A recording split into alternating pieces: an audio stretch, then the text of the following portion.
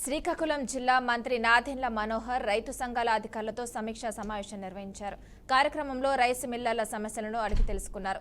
సమస్యల పరిష్కారానికి హామీ ఇచ్చారు. రైతాంగానికి సహాయం, భరోసా, నమ్మకం కలిగించడమే కూటమి ప్రభుత్వ లక్ష్యమని తెలిపారు. ముఖ్యమంత్రి నారా చంద్రబాబు నాయుడు, ఉప ముఖ్యమంత్రి పవన్ కళ్యాణ్ ఆదేశాల మేరకు సాంకేతికతతో కూడిన సంస్కరణలను పెద్ద ఎత్తున చేపడుతున్నామని పేర్కొన్నారు.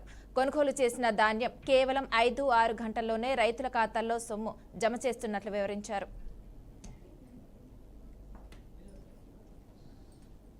అనేది ఒక అద్భుతమైన ప్రక్రియ.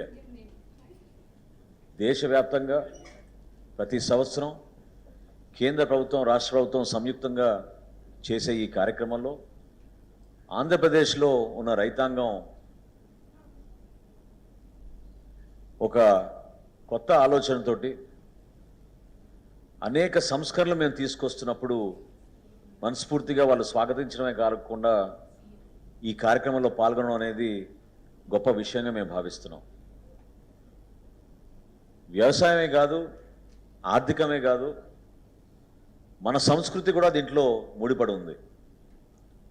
మన పండగలు, మన గృహాల్లో చేసుకునే శుభ కార్యక్రమాలు, వీటన్నిటికీ కూడా అంతిమంగా రైతాంగం కష్టపడి పండించిన పంటకి ఆ గుర్తింపు, ఆ గౌరవం వచ్చే విధంగా మా పౌర సరఫరాల శాఖ నుంచి అనేక కార్యక్రమాలు చేపడుతూ మా కూటమి ప్రభుత్వం గౌరవ ముఖ్యమంత్రి గారు చంద్రబాబు నాయుడు గారి నాయకత్వంలో, అదేవిధంగా గౌరవ ఉప ముఖ్యమంత్రి గారు పవన్ కళ్యాణ్ గారి సూచనలతోటి సంస్కరణలు చేసుకుంటూ వచ్చాం.